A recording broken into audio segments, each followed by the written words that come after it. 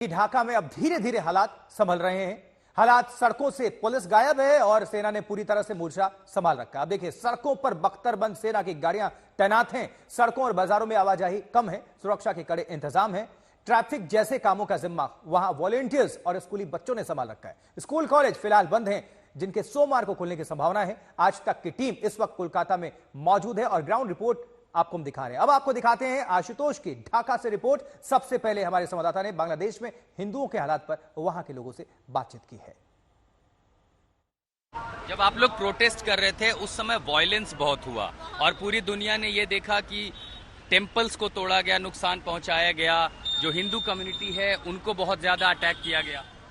हाँ। आप लोगों ने विरोध किया कि ये नहीं होना चाहिए। मैं बात कर सकता हूँ, जब टेम्पल्स पर अटैक हुआ था तब ये स्टूडेंट लोग ने अटैक नहीं किया था। जो आवामी लीग का छात्र लीग था वो टेम्पल्स पर अटैक कर रहा था, ये समझाने के लिए कि हम स्टूडेंट लोग टेम्पल्स पर अटैक कर रहे हैं, लेकिन हम लोग नहीं कर रहे थे। ये छात्र लीग का जो लड़का लोग है वो कर रहा था। और वो ये शेख हसीना का प्लान था। और हमारा जो स्टूडेंट्स है वो टेम्पल को क्या कहते हैं उसको, टेम्पल के बाहर खड़ा हुआ था ताकि कोई अटैक कर ना सके। अब जो आपके हिंदू भाई हैं जिनके साथ आप इतने सालों तक यहाँ रहते हैं, क्या वो आज की तारीख में बांग्लादेश में सेफ हैं, सुरक्षित हैं? अब तक हम 100% श्योर नहीं कि वो 100% सेफ है, क्योंकि अभी तक पुलिस सचल नहीं हुआ है। इसलिए हम लोग अभी तक 100% श्योर नहीं कि वो लोग सेफ है। जब पुलिस रोड पर निकल जाएगा तब हम लोग 100% श्योर होंगे कि वो लोग सेफ है। अभी तक काफी सारे टेम्पल को तोड़ा गया है और मस्जिद पर भी अटैक हुआ है। ये शेख हसीना के जो हिंदू फ्रेंड्स थे, चाहे लड़के हो लड़कियां हो, वो उन्होंने आप लोगों से मदद मांगी थी इस वायलेंस के टाइम में? हाँ, मदद मांगी थी। वो भी थी। वो भी स्टूडेंट्स ही है। वो भी स्टूडेंट्स है और वो हमसे मदद भी मांगी थी। हम जितनी कर सके उतनी कोशिश की है। क्या दो कम्युनिटी के बीच में, यहाँ मेजॉरिटी और माइनॉरिटी के बीच में क्या किसी तरह का गैप बढ़ गया है, खाई बनी है, दूरी आ गई है हिंदू और मुस्लिम के बीच यहाँ? नो, ऐसी कोई बात नहीं है। हम सब लोग साथ में ही अभी तक जितनी कर सकते हैं वो कोशिश कर रहे हैं कि हम क्या कहते हैं उसको, डिफेंस कर सके। जो छात्र लीग के टीम है उसके साथ हम डिफेंस कर सके, वो कोशिश हम कर रहे हैं। हम मिलके ही कर रहे हैं। हिंदू मुस्लिम सब भाई भाई है। आप जिन छात्रों को सुन रहे हैं वो भी मान रहे हैं कि हमला हुआ, निशाना बनाया गया, लेकिन हालांकि इनका आरोप है कि दरअसल जो आवामी लीग पार्टी थी शेख हसीना की, उनके जो छात्र संगठन थे या उनसे जुड़े हुए जो लोग थे, उन्होंने हमला किया। जाहिर है हमला किसने किया, ये जब जांच पड़ताल शुरू होगी, कभी पुलिस सड़क पर आएगी, कोई आयोग बनेगा तो पता चलेगा। लेकिन फिलहाल ये स्थिति जरूर है कि बांग्लादेश में उन अल्पसंख्यकों को निशाना बनाया गया, धार्मिक स्थानों को निशाना बनाया गया और इसीलिए मन में ये डर, ये चिंता, ये फिक्र उन हिंदुओं के मन में जरूर है। ढाका से मैं आशुतोष मिश्रा, आज तक। ढाका में सुरक्षा के अब थोड़े इंतजाम बेहतर हैं। सड़कों पर चहल पहल तो बढ़ी है, लेकिन अभी आवाजाही कम है। एयरपोर्ट के बाहर क्या हालात हैं, चलिए जानते हैं, दिखाते हैं रिपोर्ट।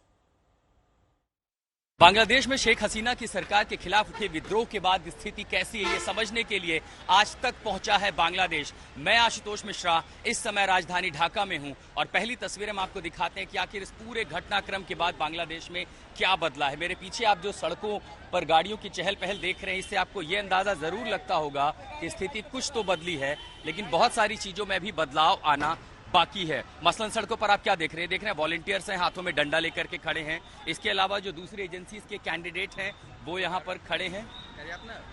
एंड उसके अलावा आप जो देख पाए, देखिए यहाँ पर कई सारे बीएनसी कैंडिडेट्स हैं, जो वॉलंटियर्स हैं अलग अलग फोर्सेस के, वो यहाँ पर ट्रैफिक मैनेज कर रहे हैं। और इसके अलावा साथ में आपको दूसरी तरफ दिखाएंगे, यहाँ सड़कों पर अर्धसैनिक बल और मिलिट्री भी तैनात की गई है बांग्लादेश की, जो आपको सड़कों पर दिखाई देगा। हम जहां पर हैं ये एयरपोर्ट का इलाका है और एयरपोर्ट के पास आप क्या देख पा रहे हैं, बख्तरबंद गाड़ियों का जमावड़ा। और इस इलाके में जब हिंसा शुरू हुई, लोग सड़कों पर उतरे, तब सबसे ज्यादा लोगों का जो हुजूम था वो इस एयरपोर्ट की ओर बढ़ रहा था। और एयरपोर्ट आप क्या देखेंगे, यहाँ पर सड़कों पर आपके लोग देखेंगे हाथों में डंडा लिए हुए, और ये सब लोग इस समय यहाँ पर ये कोशिश कर रहे हैं कि ट्रैफिक सुचारू रहे। आपको ट्रैफिक पुलिस दिखेगी, ढाका पुलिस दिखेगी, वॉलंटियर्स दिखेंगे और हर कोई मैनेज कर रहा है कि किसी को असुविधा ना हो, हालात बदल जाएं। लेकिन क्या हालात वाकई जमीन पर बदले हैं? ढाका की सड़कों पर सेना मौजूद है, कई जगह पर बख्तरबंद गाड़ियां तैनात हैं। अब वहां से बांग्लादेश की राजधानी में प्रमुख सड़कों पर क्या हालात हैं, दिखाते हैं रिपोर्ट। बांग्लादेश की सड़कों पर आखिर हो क्या रहा है? बांग्लादेश की सड़कों पर सेना तैनात कर दी गई है और यह तस्वीरें दिखाने के लिए मैं आशुतोष मिश्रा इस समय हूं राजधानी ढाका में। और ठीक मेरे पीछे आप जो तस्वीरें देख पा रहे हैं ये ढाका एयरपोर्ट की हैं और इसीलिए आप देखेंगे एक तरफ जहां आपको कटीले तारों का रेला दिखाई देगा तो पीछे आपको बख्तरबंद गाड़ियां दिखाई पड़ेंगी। दूसरी तरफ सड़कों पर स्थिति सामान्य करने की कोशिश की जा रही है, जो आप देख पा रहे हैं कि सामान्य लगती नहीं, क्योंकि सड़कों पर अलग अलग संस्थाओं से जुड़े हुए लोग हाथों में लाठी डंडा लेकर के ट्रैफिक मैनेज कर रहे हैं। तो दूसरी तरफ बड़ी संख्या में अर्धसैनिक बलों को और सेना के लोगों, ये देखिए यहाँ पर लोग हैं जो ट्रैफिक व्यवस्था कर रहे हैं।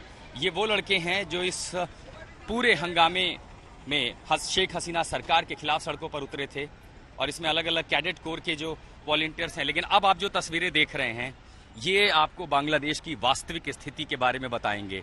एयरपोर्ट के ठीक बाहर कटीले तारों का ये बाउंड्री बनाई गई और साथ में आप देख पा रहे हैं कि एलएनजी लेकर के अत्याधुनिक मशीन गन के साथ यहाँ पर सैनिक तैनात है। दूसरी तरफ आर्म्ड फोर्सेस के जो लोग हैं इनको आप देख पा रहे हैं, अर्धसैनिक बल है जो यहाँ के बांग्लादेश के, आप देख पा रहे हैं एयरपोर्ट पर इनकी तैनाती। लेकिन उससे भी इतर आप जब आके देखें तो आपको क्या दिखाई देता है? यहाँ आपको दिखाई दे रहे हैं बख्तरबंद गाड़ियाँ और एयरपोर्ट के बाहर ऐसी कई सारे, पूरे ढाका सिटी में आपको बड़ी संख्या में इस तरह की बख्तरबंद गाड़ियाँ दिखाई देंगी। और ये आप जिनको देख पा रहे हैं हाथों में हथियार लेकर के, ये आर्टिलरी जो है सेना, बांग्लादेश की सेना जो है इस समय सड़कों पर तैनात है। और साथ ही दूसरी तरफ एक शांति तो जरूर दिखाई पड़ती है सड़कों पर, लेकिन ये किसी आने वाली अशांति की सुगबुगाहट से कम नहीं है। और वहीं केंद्रीय मंत्री नित्यानंद राय ने बांग्लादेश के हालात पर क्या कहा और साथ ही बीजेपी नेता नीरज सिंह बबलू दोनों की प्रतिक्रियाएं। देखिए, कांग्रेस की अलग सोच है, वह तुष्टीकरण की राजनीति करते हैं और उनके हर बात और हर सोच के तहत अपनी सत्ता की सोच ज्यादा होती है। माननीय प्रधानमंत्री जी और उनके नेतृत्व वाली केंद्र की सरकार बांग्लादेश की स्थिति पर लगातार नजर बनाए हुए हैं और वहाँ हिंदू सुरक्षित रहे, जो भी भारतीय वहाँ है सुरक्षित रहे, इसके लिए बड़े अधिकारी भारत सरकार के लगातार वहाँ के संपर्क में हैं। और माननीय गृह मंत्री जी ने वहाँ एडीजी बीएसएफ के अध्यक्षता में एक उच्च स्तरीय कमेटी भी बना दिए हैं।